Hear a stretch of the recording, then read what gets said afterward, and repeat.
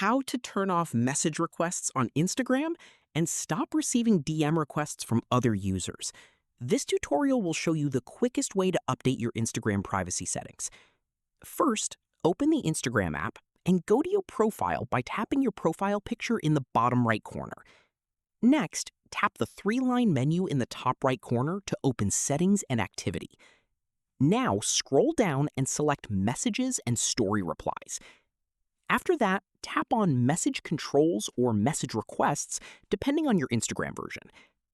Under the section Who can send you message requests, choose Don't receive requests or No one. That's it. Instagram will now stop sending message requests from people included in that category.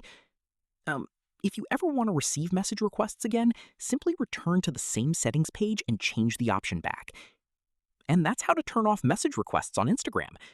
If this video helped you, don't forget to like, subscribe, and turn on notifications for more Instagram tips and tutorials.